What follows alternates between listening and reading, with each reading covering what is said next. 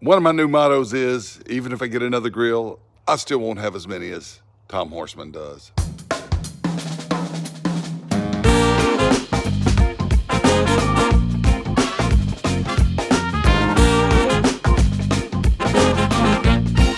Hey, welcome to Big Lou Barbecue and the things I want to do. And I tell you what, I've acquired another grill.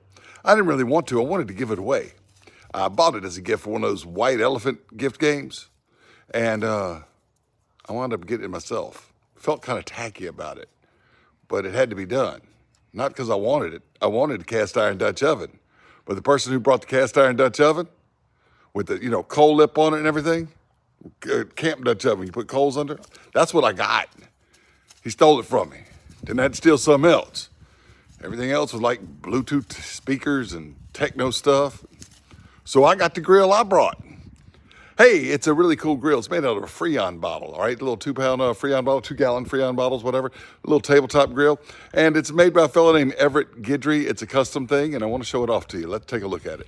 Ain't it cute? Look at that right there. Yeah, you see there was a little feet, a little Freon bottle. That looks like the handle that would have been right there. He took it, cut it off, and welded it right there. And that's where the valve would have been. He welded some legs on it. He makes it in Southwest Louisiana. And if you're passing through Southwest Louisiana and you want to get one, contact him. He does not ship. All right? But if you pass it on I-10 through Southwest Louisiana, if you live between like Beaumont and Baton Rouge, contact him. Go get you one. He'll make one for you. All right? He makes bigger grills too. All right? Even out of propane tanks. That's his information right there. Yeah, I should have, if I'd known I was going to get my own, I'd have made one out of propane tanks. The irony of making a charcoal grill out of a propane tank is not lost on me. But this is a little bitty Freon tank. But I bet you can get half a dozen burgers in there. 3 New York strips, a couple ribeyes. All right. If you want to contact him, there's his information. He knows I'm doing this video. I told him I would. There's his Facebook page. Check out his Facebook page, all right? He makes big barrel grills and ones out of propane tanks and all kinds of things, and he has other welding services he does too. Now look at that, a piece of expanded metal.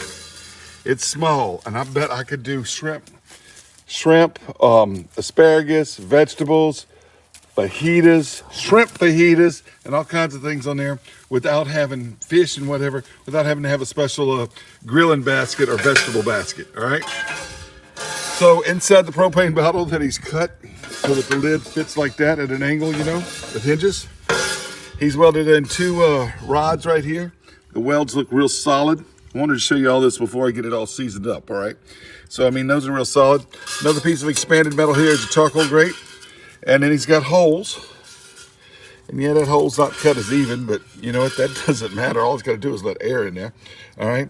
And you put this right here. What I'm going to do is get this all sprayed down with oil, fire up some charcoal in it, let it burn out, and tonight I'm going to let you watch me cook some more burgers on here. It'll probably be dark by then. But anyway, that's it. Freon bottle portable grill with the lid. Most of my other portable grills are just hibachi style. They don't have a lid. That thing, I got a couple of them.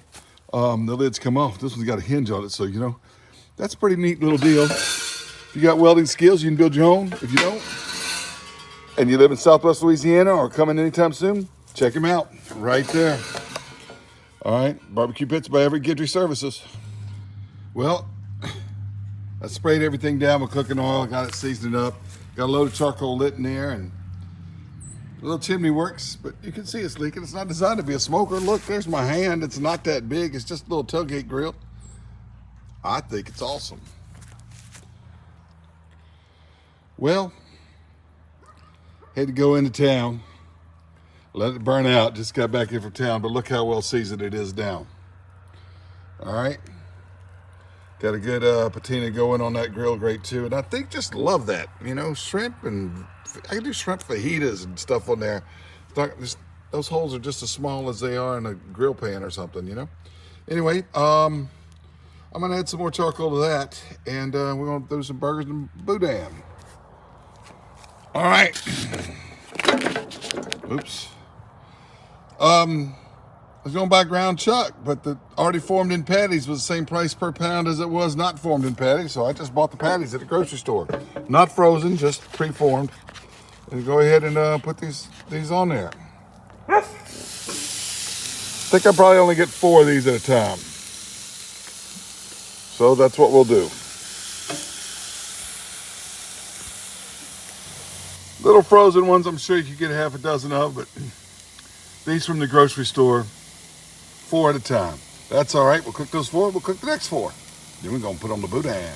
Well, the appropriate amount of time has passed. Let's take a gander at them. Maybe they're not quite ready to flip yet, but they're getting there. Well, I didn't get a chance to show you me flipping these or putting the cheese on them, but the cheese is ready on these. Time to come off. We got some sharp cheddar. Those 4 going on. All right, it's starting to flare up as I put the new ones on, so I got to season them quick. Garlic jalapeno rub, Heath Rouse. Want some? I'll have a link below. There we go. That's cooked. All right, I figured these second 4 about to flip. I didn't get to show it to you when the first 4 flipped. And we have decided not to do the boudin. You know, we decided that 8 burgers amongst the 3 of us and fries that I did inside in the air fryer is good enough for tonight. So we'll save the boudin for another cook. But look at that. Look at that right there. I'm going to go ahead and flip them. The ones in the back certainly look ready to flip. Put them first.